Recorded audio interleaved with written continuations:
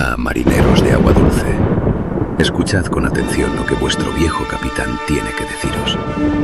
Las olas susurran secretos, y el viento trae historias de barcos fantasma.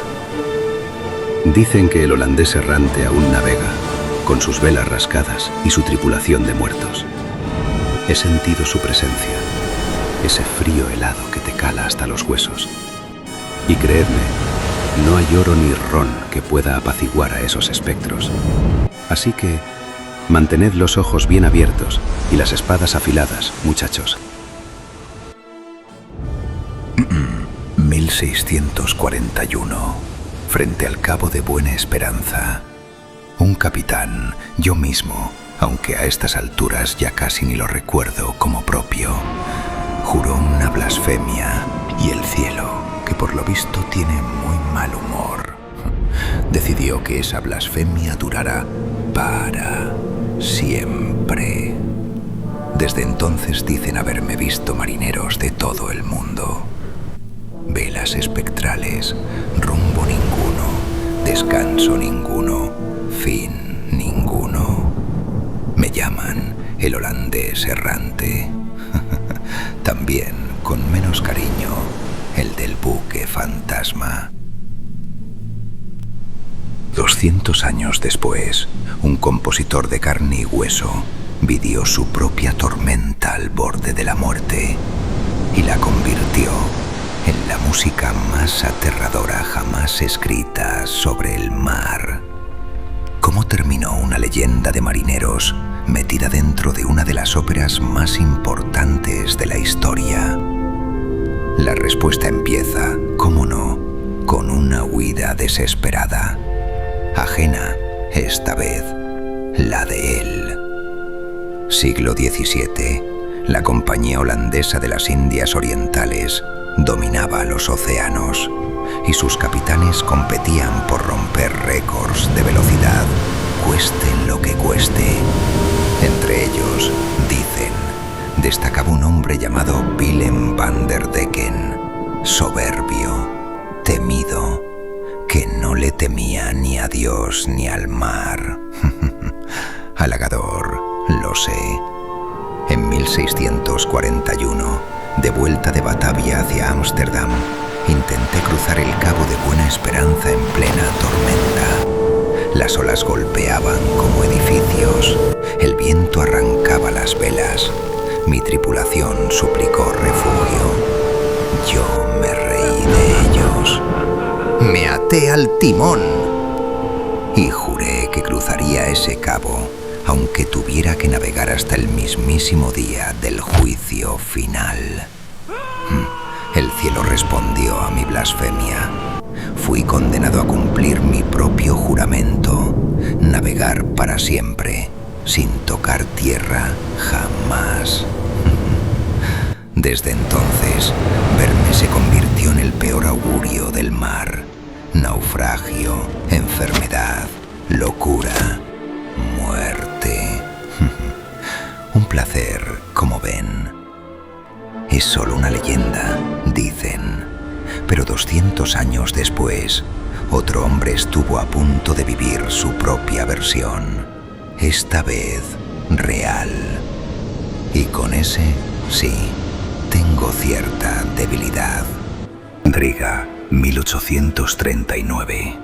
Richard Wagner tiene 26 años y dirige la orquesta del teatro de la ciudad, pero vive muy por encima de sus posibilidades, algo que, seamos sinceros, yo jamás habría permitido en mi tripulación.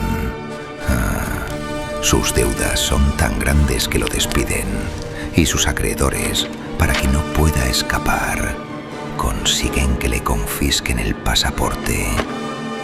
Wagner decide huir de todos modos. Cruza la frontera prusiana de noche, de forma ilegal, junto a su esposa Mina y su enorme perro Terranova, Robert. Durante la huida, el carro en el que viajan vuelca. Mina sufre un aborto espontáneo. Aún así, siguen adelante, testarudos, como yo. Llegan al puerto de Pilau y logran subir, sin pasaporte, a un pequeño barco mercante llamado Thetis, rumbo a Londres. El viaje debía durar 8 días. Se convierte en más de 3 semanas de tormentas violentas en el Báltico y el Mar del Norte. Una de las tormentas arranca el mascarón de proa del barco.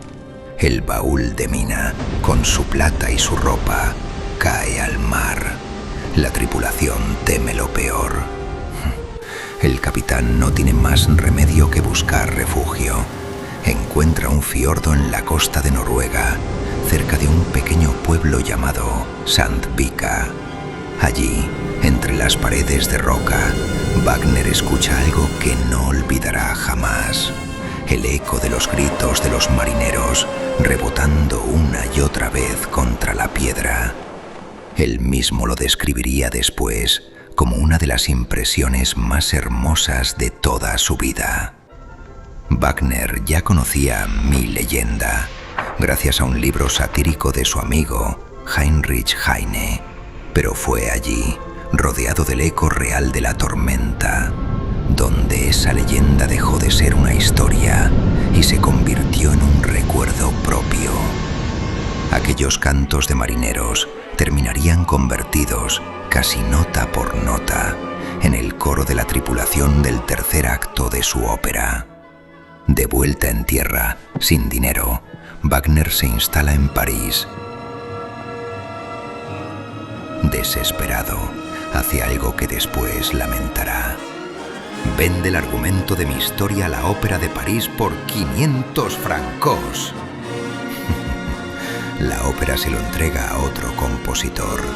En noviembre de 1842 se estrena Le Vaisseau Fantôme, mi historia contada por otra persona.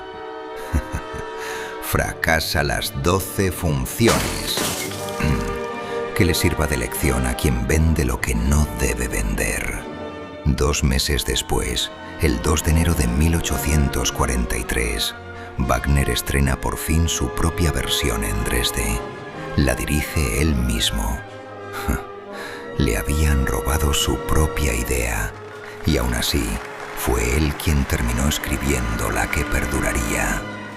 Wagner no inventó aquel miedo, lo recordó. Cada ráfaga de viento en las cuerdas, cada golpe de ola en los metales, es la memoria exacta de una noche en la que casi muere en el mar. Y quizás por eso entendió, mejor que nadie, a un capitán condenado a no parar nunca. Él también, durante años, había huido sin descanso, como yo. Una leyenda de hace 400 años, una tormenta real de 1839 y una ópera que sigue navegando casi 2 siglos después, cada vez que alguien la escucha, navegando como yo.